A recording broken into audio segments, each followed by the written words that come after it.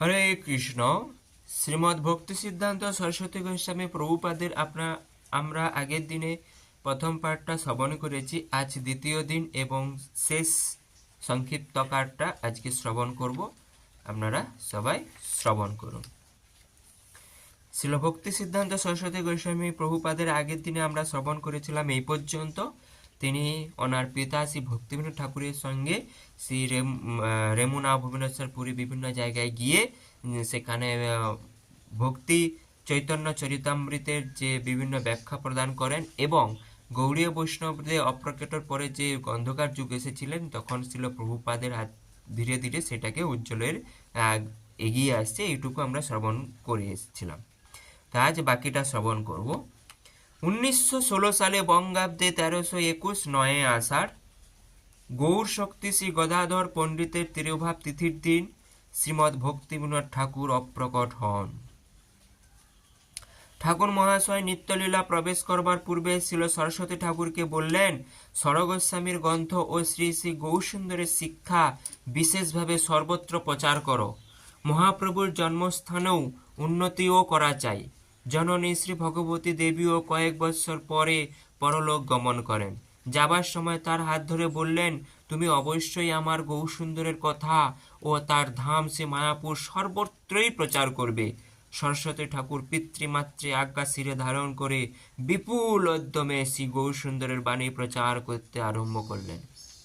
ইতপূর্বে শ্রী সরস্বতী ঠাকুর শ্রী মায়াপুর অবস্থান করে শতকোটি মন্ত্র মহামন্ত্র জপ ব্রতের উদযাপন করলেন, যেটা বলা হয় নামযজ্ঞ।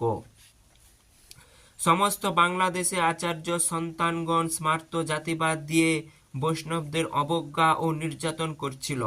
এই বিষয় নিয়ে মেদিনীপুর বালিঘাই নামক স্থানে একটি বিরাট সভার আয়োজন করা হয়। এই সভাতে শ্রী বৃন্দাবন ধামের শ্রীযুত মধুসূদন দাস গোস্বামী ও গোপীবল্লভপুরের পণ্ডিতবর শ্রী বিশ্বম্ভরানন্দ দেব গোস্বামী উপস্থিত ছিলেন। তথায় গোস্বামীদ্বয়ের আহ্বানে সরস্বতী ঠাকুরও উপস্থিত হন। সভার কার্য আরম্ভ হল। স্মার্ত পণ্ডিত নিজ নিজ মতের শ্রেষ্ঠত্ব প্রতিপাদন করতে থাকলে গোস্বামীদ্বয়ের অনুমোদনে শ্রী সরস্বতী ঠাকুর ব্রাহ্মণ ও বৈষ্ণব তত্ত্ব সম্বন্ধে একটি সুদীর্ঘ বক্তৃতা প্রদান করে। সরস্বতী ঠাকুরের যথার্থ শাস্ত্রযুক্তি সম্পন্ন সে বক্তৃতা শ্রবণে স্মার্ত আচার্য সন্তানগণ মোহিত ও আশ্চর্যান্বিত হন। সকলে ব্রাহ্মণগণ অপেক্ষা বৈষ্ণবগণের মহিমা উপলব্ধি করতে পারলেন। 1912 সালে কাশিম বাজারের মহারাজ শ্রী মনীন্দ্র নন্দী নিজ ভবনে একটি বৃহৎ বৈষ্ণব সম্মেলনের আয়োজন করেন। সেই সম্মিলনীতে মহারাজ শ্রী সরস্বতী ঠাকুরকে বিশেষভাবে আমন্ত্রণ করে নিয়েছিলেন। শ্রী সরস্বতী ঠাকুর 4 দিন যাবৎ শুদ্ধ ভক্তি সম্বন্ধে 4টি বক্তৃতা প্রদান করেন, কিন্তু তথাকথিত প্রাকৃত সহজিয়াগণের সমাবেশ ও কেবলমাত্র লোক দেখানো ভাব দেখে তিনি 4 দিন কিছু ভোজন করেন নাই। এ 4 দিন উপবাসান্তে সে মায়াপুরে এসে মহাপ্রভুর প্রসাদ গ্রহণ করে। তথায় কোনো লোক তাকে ভজনের জন্য অনুরোধ জানালে তিনি বলেছিলেন, অভক্তি বিচার পর বারোয়ারি স্থানে ভজন করতে নাই। কি বললেন?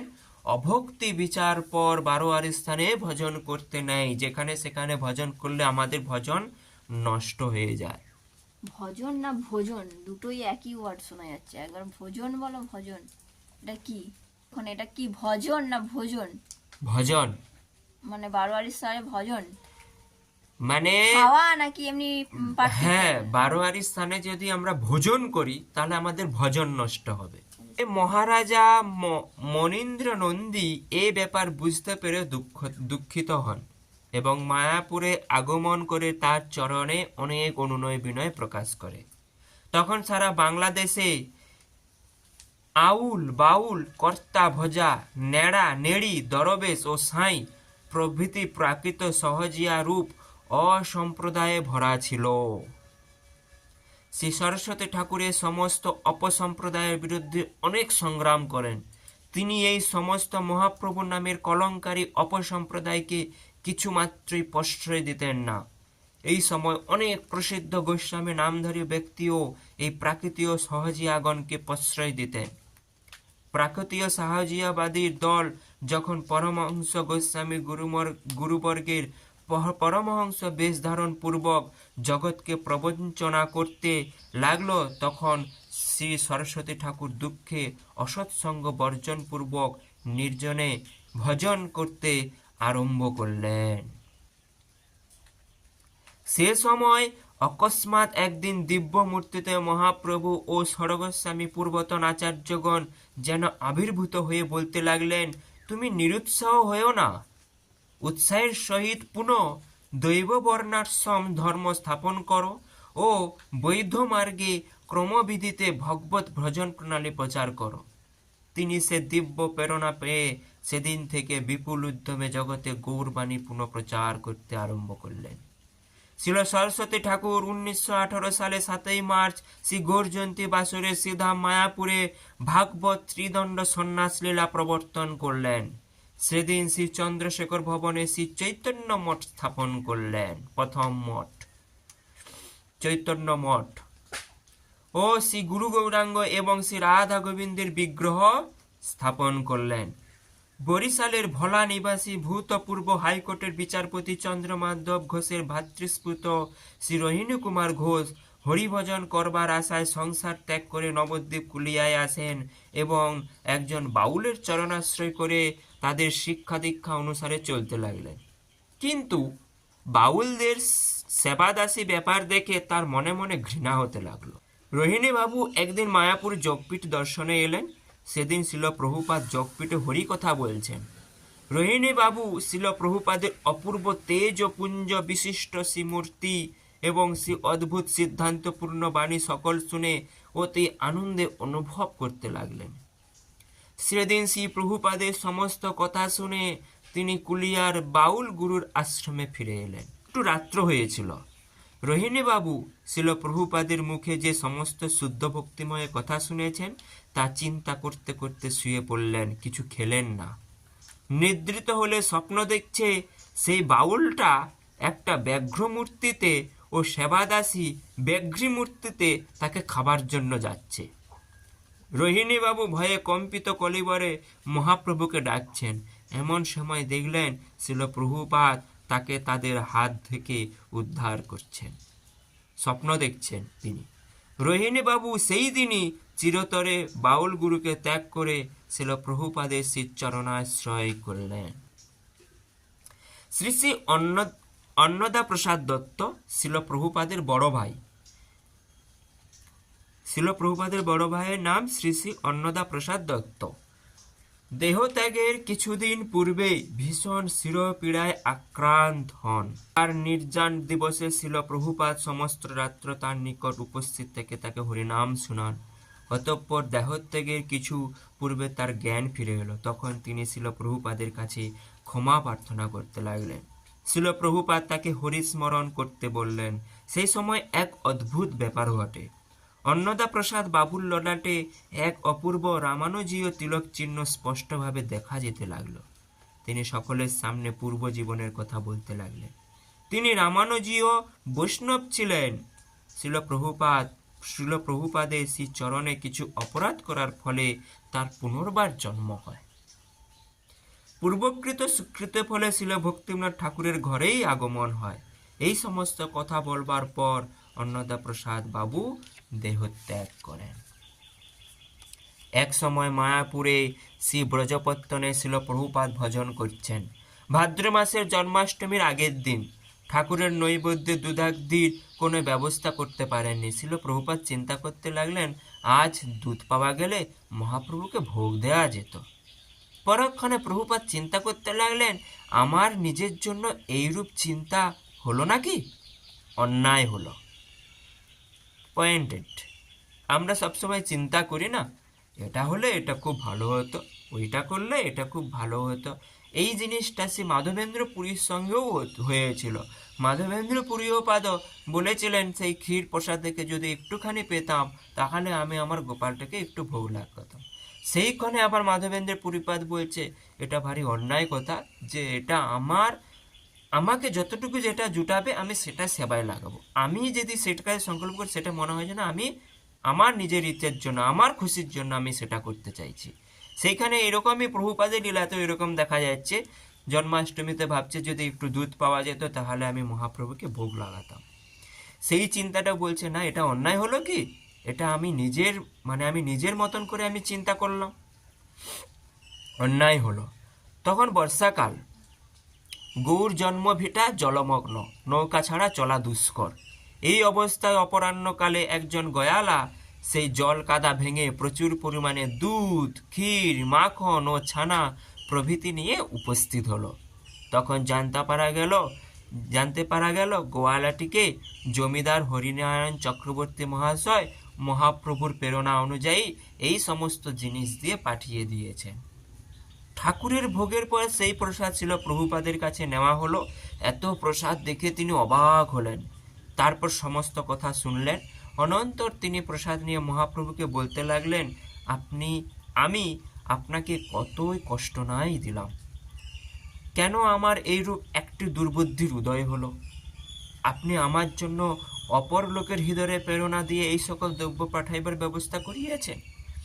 চিন্তা করুন, কত দৈন্য। ভগবত ভক্তদের এইরকমই দৈন্য হয়। লৌকিক প্রভাবে জগৎ মুগ্ধ হলো। তার আকর্ষণে বহু সম্ভ্রান্ত কুলের বিদ্বান ব্যক্তি শ্রী গৌর সেবায় আত্মনিয়োগ করলেন। 1918 সাল থেকে 1937 সালের মধ্যে শ্রী নবদ্বীপ, মায়াপুর, কলিকাতা, ঢাকা, ময়মনসিংহ, নারায়ণগঞ্জ, চট্টগ্রাম, মেদিনীপুর, রেমুনা, বালেশ্বর, পুরী, আলান্নাথ, মাদ্রাজ, কভুর, দিল্লি, পাটনা, গয়া, লখনৌ, কাশী, হরিদ্বার, এলাহাবাদ, মথুরা, বৃন্দাবন, আসাম, কুরুক্ষেত্র, ভারতের বহির্দেশে রেঙ্গুন ও লন্ডন প্রভৃতি স্থানে ছিল প্রভুপাদ 66 শুদ্ধ ভক্তি মঠ স্থাপন করে এবং মন্দার পর্বত উপরে শ্রী নৃসিংহাচল এবং দক্ষিণ ভারতের বিভিন্ন স্থানে গৌরপাদপীঠ স্থাপন করে। প্রাচ্য তথা পাশ্চাত্য উচ্চশিক্ষা শিক্ষিত 25 জন ব্যক্তিকে ভাগবত ত্রিদণ্ডী সন্ন্যাসী প্রদান করেন। তিনি জগতে বৈকুণ্ঠবাণী প্রচারের জন্য বহু শুদ্ধ ভক্তি পত্রিকা প্রকাশ করেন। তার মধ্যে হল সজ্জন তসনী বা দ্য হারমোনিস্ট পাক্ষিক পত্রিকা, 2 নম্বর সাপ্তাহিক গৌড়ীয় পত্রিকা, 3 নম্বর হিন্দি পাক্ষিক ভাগবত নামক পত্রিকা, 4 নম্বর দৈনিক নদিয়া প্রকাশ, 5 নম্বর আসামি ভাষায় মাসিক কীর্তন নামক পত্রিকা, 6 নম্বর উড়িষ্যা ভাষায় পারমার্থিক নামক পত্রিকা। এতদ ব্যতীত বহু বৈষ্ণব গ্রন্থও প্রকাশ করেন। তিনি পারমার্থিক জগতে এক নতুন যুগ আনয়ন করেছিলেন। তিনি পৃথিবীর সর্বত্র গৌরবাণী প্রচারের জন্য শুদ্ধ আচরণশীল ত্রিদণ্ডী সন্ন্যাসীদের প্রেরণ করলেন।